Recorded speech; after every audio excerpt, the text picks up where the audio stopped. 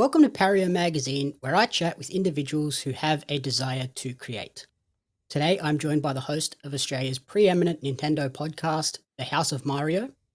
Welcome to Pario magazine, Drew Agnew.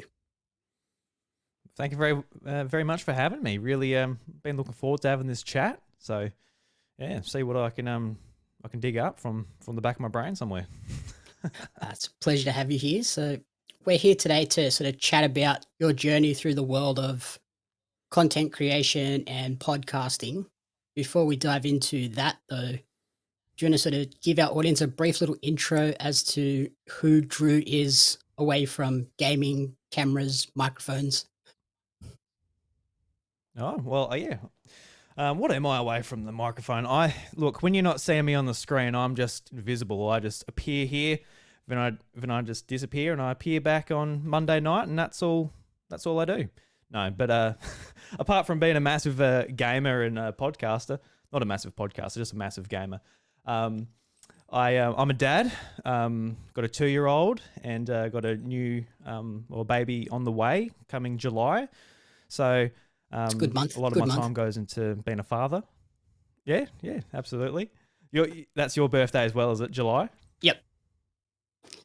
Very Yeah, nice, very nice. 24th of the Um, 7th.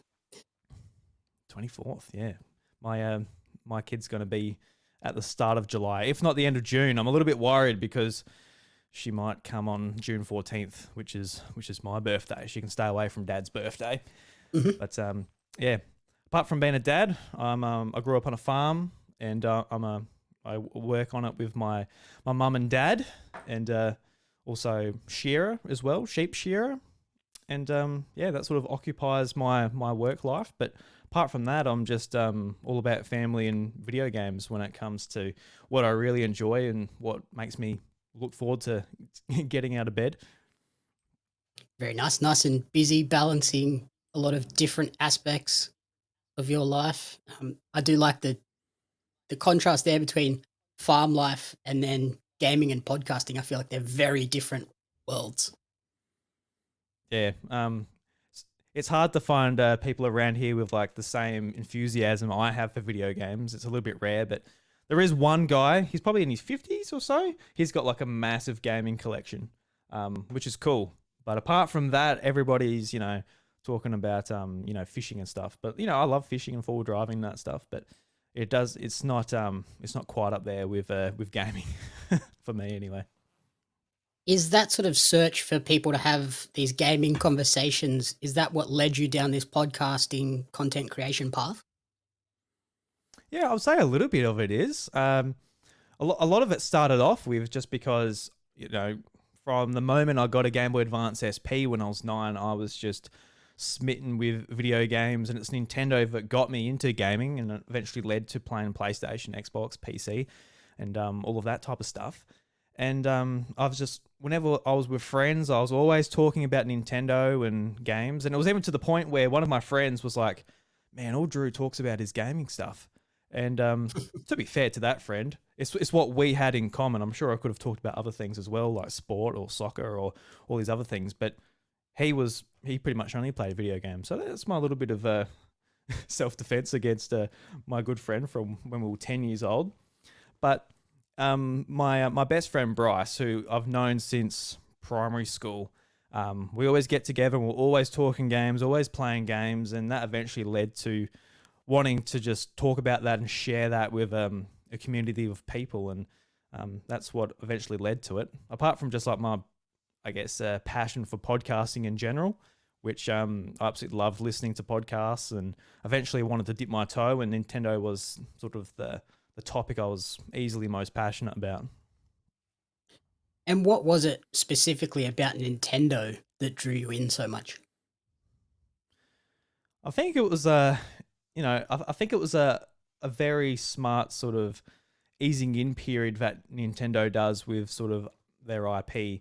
And for me, it was Pokemon that got me into Nintendo, and I got into Pokemon through the TV show and the movies, the cards. I think it was originally a collaboration Nintendo did with Smith Chips here in Australia, where you could get the holographic cards, the 3D ones that moved. Mhm. it was like a promotional thing they did with Pokemon Stadium, where you get all the Pokemon, you get a packet of chips, you get a silver little foil pack inside, you open it up, and that's got one of the cards. And that was sort of my first discovery of Pokemon, and eventually seeing the TV show and getting the VHSs.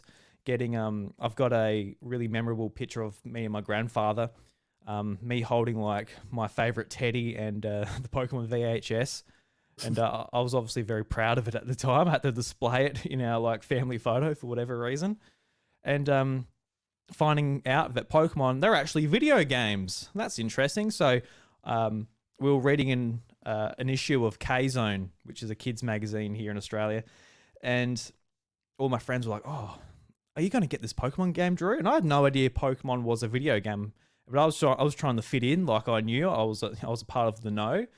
Like yeah, definitely, definitely going to get that.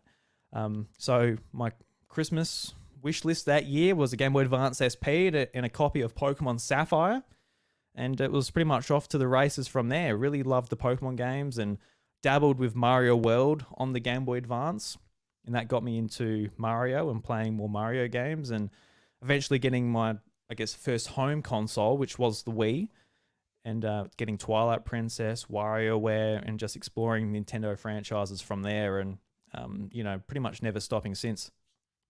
Very nice. I feel like we sort of grew up very similar paths where I remember reading K-Zone. I think that's kind of what led me down the journalism path from a very early Nice. age. Yeah. And Nintendo was my gateway into the gaming space. Mum had a NES, like the original NES with the big, Mm-hmm. big cartridges.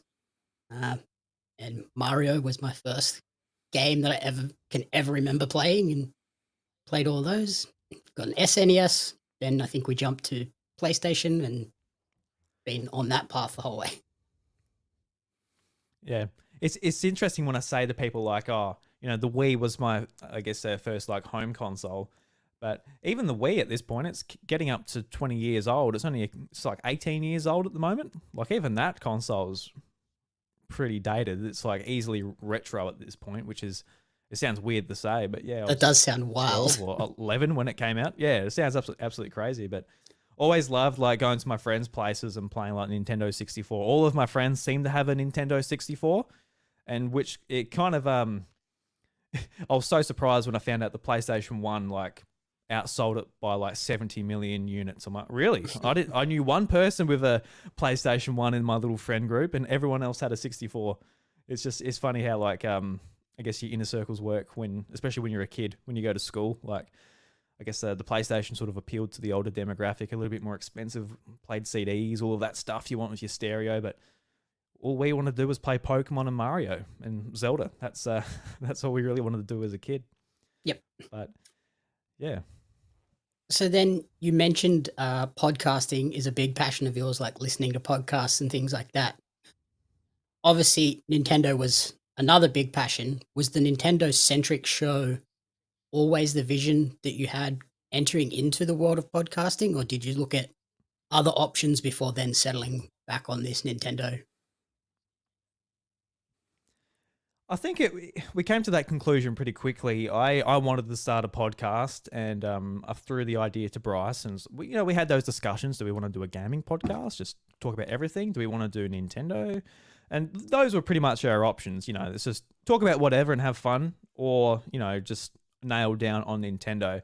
Because even this was at the point of the Wii U, where the Wii U, it was like a massive downturn for Nintendo, and in 2016, there was barely any games, but we still really loved Nintendo's output for the most part. When we got games, they were great, especially on Wii U. Like you point to Mario Kart 8 and Super Smash Bros. For Wii U, they're some of my favorite games of all time. And while you can point to them now and that they've got superior versions on Switch, they were really sort of fun, great games, and the Bayonettas and everything else on Wii U. So going into a new generation, there was excitement for a brand new system, and it was a system that we actually were really keen for. We really wanted a hybrid console, so the excitement was there, and it seemed like a good time to sort of start it. But there was a lot of sort of, a lot of time in between. Like we're trying to decide a name.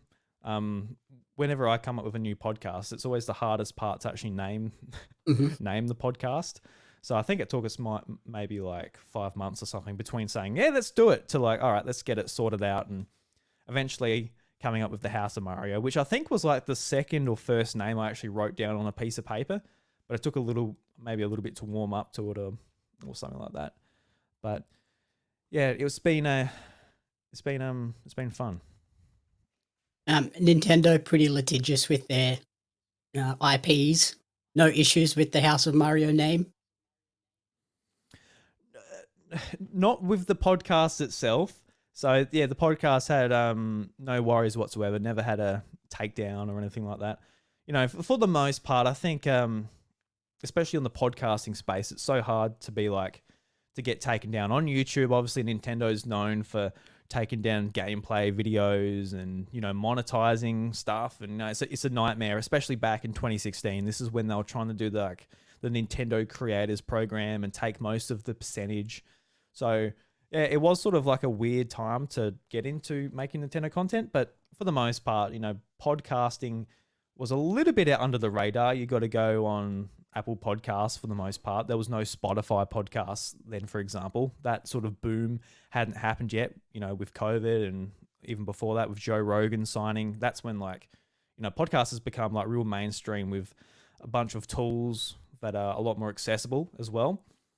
We were using SoundCloud, and SoundCloud, like, you know, it's fine. It's a good music distribution service, but it wasn't so good for podcasting. But yeah, it was a little bit rough. We didn't have that many sort of insights and tools on the back end, but it was good enough to get started. It was cheap, which was good. But back to your question, the only sort of problem I've had with Nintendo was we got beautiful artwork drawn up by Simon Blackburn, and just really proud of it. He did an absolute great job, and like, it would be great to, you know, put it on a T-shirt. So, you know, when you use like sites like Teespring and all of that, where you can just upload the image and they send it out to people who want to buy it, they take a pretty hefty percentage. Nintendo blocked that multiple times. They came down. Nintendo of America, you know, has restricted this logo, this image to be sold, whether it was Teespring or was it Red Public? I can't remember the names of all the T-shirt stores. Red Bubble, that's the one. There was another one called something public. T Public, probably. Can't remember. It doesn't matter. But yeah, I tried a lot of them just see if I could get around it. But no, we can't sell it. Which is, that's the only sort of issue I've had. But nothing you can do about it. I can't do what Yuzu did the other day when you try and fight it. So I will fight this. Don't think so. I think I would have been lucky to sell maybe 5 shirts, including one for myself. So I don't think it was quite worth that effort. But yeah, that's the only sort of issue I've had when it comes to Nintendo clamping down. Yeah, just wave the white flag against the big Mario beast. Yeah, I think so. Just me in my bedroom. Got no hope. So then when you finally did go into the podcasting realm, was there much competition in the Australian sort of Nintendo-centric space? No, not really. There was, I think, like, the competition, it doesn't really matter when it comes to online. When people search podcasts, if they type in Nintendo in Apple Podcasts, it doesn't matter whether it's from Australia or America or Europe. You know, I guess in some ways you're all competing against one another. But as far as like Australia goes, there's Vooks.net, which is a great Nintendo Australian resource that do great reviews, and they have like a bi-weekly podcast, which is great. It's been running for years and years. And apart from that, like, as far as like Australian-based Nintendo podcast content, to my knowledge, at least, there could have been other small podcasts like ourselves just chipping away in our own corners of the internet. But as far as my searches went, I couldn't find sort of anyone making Nintendo exclusive podcasts. It wasn't until, like, I think it was 2020 when Josh started Nintenvania. And, you know, we're obviously never competitors. We're good friends, and we've actually joined forces for the House of Mario now. But yeah, it's kind of surprising in some ways because like I've got a fair few friends who have PlayStation podcasts, and there's sort of there's not that much in the scene when it comes to Nintendo podcasts, and even with the rise of the Switch, which is going to be probably the best-selling system of all time, it still didn't garner any more Australian podcasts for the most part, um, which is a little bit shocking. But I guess it's Great for you. a gap we can fill, I guess. Yeah. Yeah, like especially with the rise and the popularity with the Switch, it's great for you that there wasn't suddenly a flood of new people coming into the space. Yeah, I guess so. But I think for the most part, like I've met so many great people through podcasting and got so many great friends, and it's actually amazing starting a podcast. Even if like you don't get the downloads, you don't get all this, you don't get that, but you meet people who have very similar, I guess, values to you and interests as well. Like someone who loves podcasting specifically to the point where they're investing their money, they're investing their time, they're scheduling their life around recording a podcast, whether it's weekly, fortnightly, or monthly. And they also love video games. There's so many people where I'm like, that's two very big sort of passions I have. And it's easy to sort of make friends that way because, you're not at the bar like, oh, what are you into? It's like, oh, I'm into cars. Oh, fantastic. What cars do you like? It's like, oh, then, you get an argument between Ford and Holden or something like that. Mhm. There's none of that. It's just like, we all love video games. We've got our preferences, whether it's like the plastic box we play on or the type of genres. But for the most part, it's just I guess the bleeding passion we have for talking about video games, which is one of the biggest highlights I have from this is just the people that I've met along the way and catch up with at PAX every year, which keeps me going every year, which is just it's been a great benefit just to I guess my life really. Yeah, I've found personally too in the sort of podcasting space, whilst you are sort of competing, there is only a finite amount of time for people to listen to podcasts.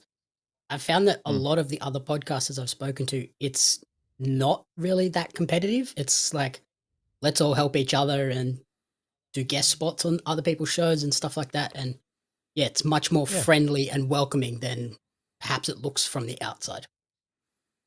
yeah, and if somebody doesn't listen to my show but they listen to like a bunch of other like small to medium podcast creators here in Australia, that's awesome. I'm stoked for that. That is fantastic. As I much prefer somebody steals my audience from from my friend group than just everybody just goes to IGN or just like these massive outlets that have like already like a massive built-in audience.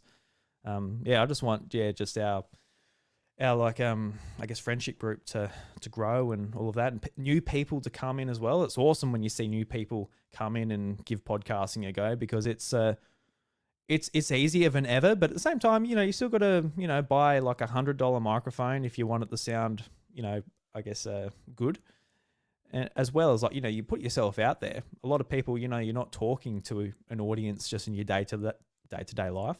I know I was, and I had to really adjust to it. It's definitely a muscle you need to sort of flex and work out as you go along. If you go back to episode 1 of the House of Mario, I remember being nervous. I was like, I was nervous, and I had like the intro going live, and I think it went for like a minute because I didn't know when to like come in and start talking. And it's funny looking back on it and like hearing how you've got more confidence in your voice and all of that stuff. So yeah, you've been producing The House of Mario since 2017. How has the show evolved over the years? When we started off with Bryce, it started off with sort of, finding our voices, finding out what the show wants to be. And, we did over 200 episodes and we had an absolutely great time. And I think the show got to like a great place, got like a small audience, and we loved doing it. We got our confidence and all of that, which was great. Then, after, Bryce had a couple of kids and responsibilities and that stacked on. He was finding it hard to sort of make the commitment, as well as his sort of love for Nintendo as well sort of waned a little bit, just through, I guess, decisions they've made or certain games not clicking with them.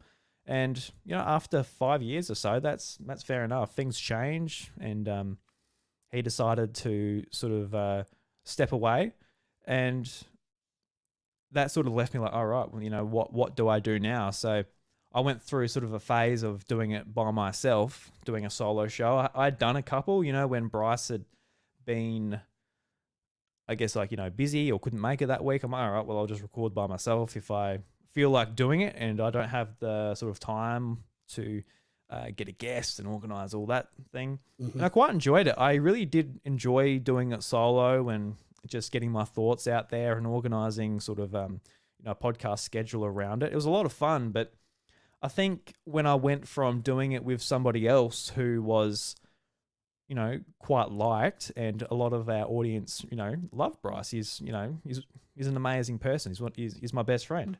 So, of course, I feel the same way. And I felt the pressure that, just me talking into a microphone by myself was like, it's not what people wanted. And that was just in the back of my head the whole time. And eventually it got to the point where I guess the anxiety created by that was like a little bit too much. And I kept on putting it off. And when it was time to record, I was like nervous, even though it was just me sitting by myself. I wasn't talking to anyone. There was no pressure. If it turned out bad, I could cut something out or I could just scrap it all together. There was no pressure. But there was like a couple of times I went to, one in particular, when I was going to do like a review of Super Mario Wonder last year. I sat down and for like an hour, I just did like take after take after take, trying to get through the intro and do it. But I was just like, nah. And eventually I just gave up and didn't get anything out for probably like another couple of months. And yeah, that was probably like the hardest time for me, is just, going from something you're very comfortable with to being, very self-conscious, I guess, as far as yourself and what your show is that you've put so much effort and energy into, money, time, all of that over the course of 5 years. And to have that sort of, I guess, disappear, it's a sort of like a massive hit to, I guess, your confidence. So yeah, I did Hmm. leave it for a long time. I'm like, I don't know if people liked it or they loved it or they preferred it. Who knows? I'm sure the sort of spectrum goes through all of those. I'm sure there's some people who, fell off, and I know there's some people that discovered it in that era when it was just me by myself, just through Apple Podcast reviews.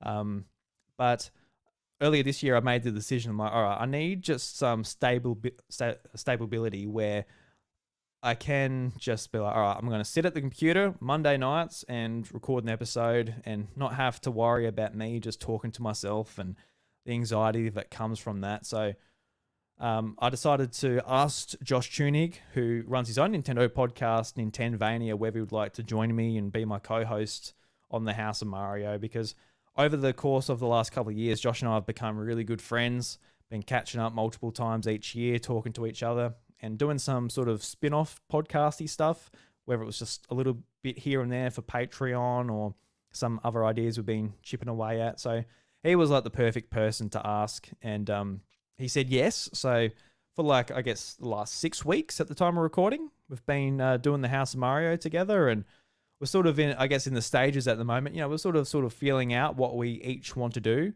And especially for Josh, he has his own bi-weekly Nintendo podcast. So we're able to, what my goal is for the House of Mario is to give Josh a different experience. I don't want him to talking about the exact same news, the exact same things, between the two shows. I want to make it a little bit different for him. So yeah, we're sort of in the, I guess, the phase of like, all right, what is the House of Mario going to become for the next, next era, as you say. But yeah, it's definitely been a ride, and I'm happy to be where we are now, because while I love solo podcasting, it was it did have me sort of thinking about overthinking it.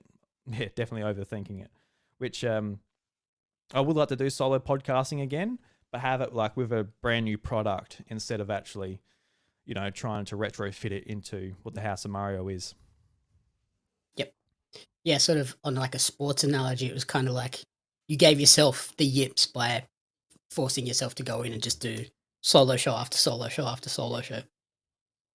Yeah, sort of. Yeah. And then did you then find that sort of stepping back, taking a bit of a break, and then ultimately going to Josh and bringing him on board, did you find the passion was rekindled and stronger than ever to push forward into this new era? Yes, but at the same time, it's just like it is like at a time in my life where I've got my focus elsewhere. I've got a a new child on the way in a couple of months. We're moving like the bedroom I'm in at the moment. All of my gaming and podcast stuff is getting kicked out, and this is going to be my 2-year-old son's room.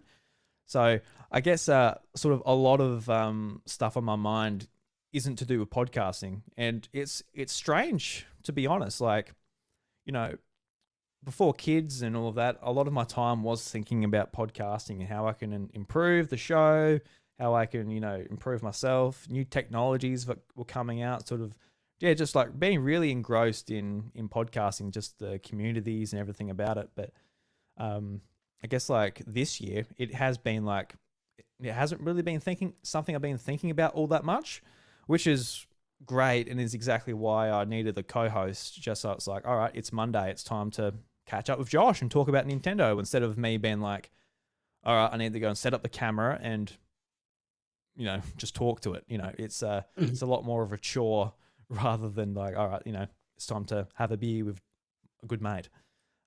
Which has been great. I dare say I will get to the stage again where it's like, all right, let's put some more energy into the podcast and start trying to get it out there and improve it and all of this type of stuff. But yeah, for now, I think it's just it's a I guess a great hobby every Monday when I get to record it. But Yep. yeah. Yeah, I've done a few here and there on my own podcast, a few solo episodes when, yeah, like somebody couldn't do an episode or somebody was sick suddenly.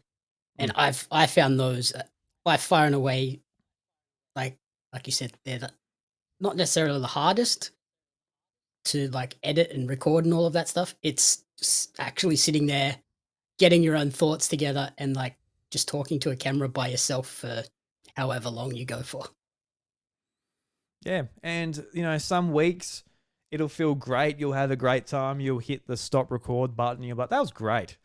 Like, that was really good. I hope this episode gets a couple of clicks because I think people will enjoy it. Like, not because what I said, what I've said so insightful and all that, but I had fun. And usually when other people have fun on their podcast, it comes through the speakers and it's a great listen. Then there's other times where you have a few mistakes at the start, you stumble the intro, you're like, oh, look, I'll do it again. Then you get the episode out, you're like, I reckon I could have done it a bit better here and there, and it varies. It's very much on your own mindset and where you are.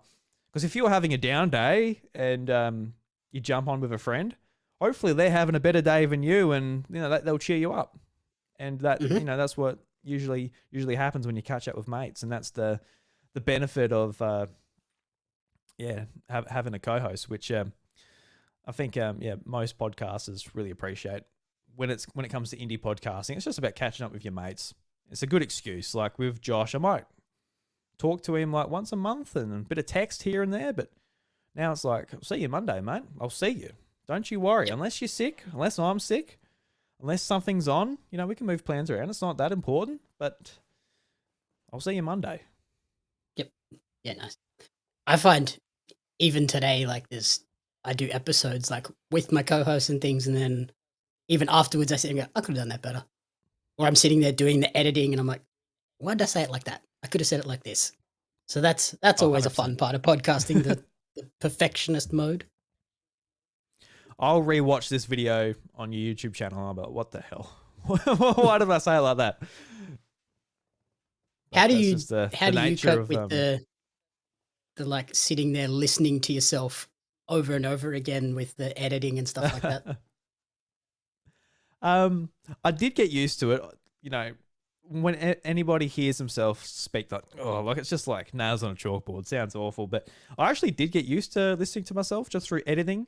But then I did get a Rodecaster, which you hit the record button and it records you, and I didn't have to really edit anything in. I didn't have to do sound effects or do any sound settings or anything like that. It sort of handled it all on board, and it was sort of a great investment to the point where I could just chop the silence at the start off, from getting ready and hitting record to where exactly I want to end it.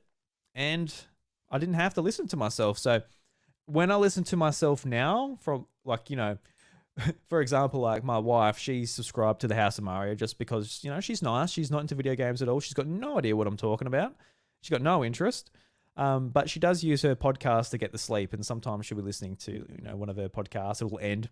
Then the House of Mario will come up in queue. And then, we're in bed. It's like, "G'day, everybody. Welcome to the House of Mario. It's me, Drew." I'm like, "Oh, my God, turn that off." Like, I'm back to just cringing so hard when I hear myself. I haven't heard it for a long time. And, you would think that it would, once you get used to it, you're used to it. It's like riding a bike. But it's like riding a bike if you've got amnesia in some ways. When you listen to yourself, it's like a muscle. You got to constantly just work it out to be used to listening to your own goddamn voice. Especially when you're not expecting to hear your own voice. It's like, oh, hang on. Oh, especially, yeah. When you're trying to get to sleep, like, no, that's the last thing I want to hear is myself. Yep. So then as we look ahead, what's in store for the House of Mario? Obviously, the rumors are swirling of a new Nintendo console on the horizon. That must be an exciting time as well. Yeah, really exciting. To the point where I guess most Nintendo podcasts are like, it comes up at least once an episode, no matter who you are, just being like, "Oh, well, you reckon we'll see it end of this year or start of next year? What do you reckon?" It's always like a discussion. It's always on the back of the mind. I think the rumors earlier this year, that we're not going to see it. We're going to see it early 2025 or 2025 just in general. Sort of simmered that down a little bit. So we're like, all right, we're going to be playing Princess Peach and a few remakes. But really excited. I've been wanting like a new Nintendo console or just like a Pro model or a 1.5 since 2020. Like, 4 years ago, I reckon I was due for like a more expensive upgrade. Just like, PlayStation 4 Pro or, just something for the power users. Very, love the console, but would just like, a few more stable frame rates and, all those boring numbers that actually do have like a pretty drastic effect on gameplay. But as far as the podcast goes, we'll be there to talk all about it. Cannot wait for it. And gonna have a lot of fun, especially, with Josh and on the crew now. It's gonna be pretty interesting just, seeing what they do, and hopefully it won't be another Wii U situation. We're a little bit nervous about that. Just like, oh God, they're taking their time. I think they've had an internal delay as far as when they're going to release this thing. So, goodness gracious, just come out with some games and not be a complete flop. I can't be a Nintendo podcaster during like a flop console. We've come off such a high, Jamie. Let's just iterate on what worked and expand on that, hopefully. Yeah, hopefully. Just switch, put a 2 at the end, and make it bigger. I don't know. Do what you need to do, Nintendo. Just do what you need to do. Don't get too drastic with it. Yeah, it's either put a 2 at the end or put a super at the front. Yeah. Don't put a U at the end. Don't do it. Yeah. So when that news drops, is that a drop everything, let's get a podcast out? I don't know. I think with our sort of our schedule that Josh and I have sort of arranged, since we've decided to do it together, I think like it's either Mondays or it doesn't happen, just with how busy Josh is with, football. He does umpiring. He's got his own podcast. There's a fair bit on as far as me, like, I'll have soccer training, and my wife, she works at nights as well. So we've sort of like arranged like this little snippet in Monday night that seems to work for us. So probably won't, but I guess, we'll see how excited we are and whether we're free at the time. We'll definitely jump straight on. Previously, Bryce and I, when we had a little bit more time when we first started the show. Like if something happened, we'd jump straight on it. We recorded an episode. Even at PAX, like we'd go and play the games and record an episode just in the lobby.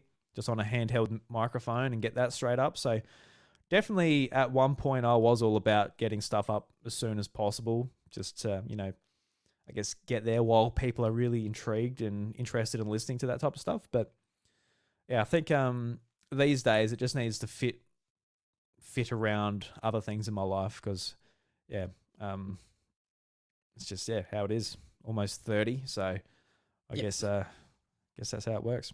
I always It's all, all I always wish like balance. how great would it be if you could like do YouTube and podcasting, all this stuff as like a full-time job, and it could take priority over, you know, going to work and shearing a sheep and all of that. It would be great, but hasn't happened yet. So we'll have to just has to fit in. Alrighty. So yeah, everyone can stay tuned for the House of Mario when the new Switch announcement happens. But where is the best place for people to support you and track your creative journey moving forward? I would say just on podcast services, Apple Podcasts, Spotify, all of that. Search the House of Mario Nintendo podcast, and you get it straight in your RSS feed, just automatically, and you can listen to it in the car or all of that type of stuff. But we also do record it live on my YouTube channel, youtube.com/idruby. And if you want the visual version of us, our faces moving while words are coming into your ears. But apart from that, it's also just X as well, @idruby. That's the social media I seem to lean towards just because it's so, I guess, the gaming community is there at large. So that's where Mhm. I like to hang out and just be a part of the conversation, or for the most part, I just sort of lurk and just read it, and try to ignore the negative stuff that goes on there too. There seems to be a lot of that. I don't know Yep. why, but I started getting like a lot of like PlayStation and Xbox fanboys just going at each other. I'm like, oh, man, I play both of them. They're both great. I don't know. I don't know. Choose one of them. You'll be happy, surely. Like, You would think so, but no. People always have to find something to rail against. yeah, I guess so. Human nature. Yeah, alrighty. That's everything. Thank you so much for taking the time to chat with me, and good luck with the podcast, and good luck with the new baby and all of that sort of stuff. Yeah, no, thank you very much. And I really appreciate you having me. It was a lot of fun doing this interview.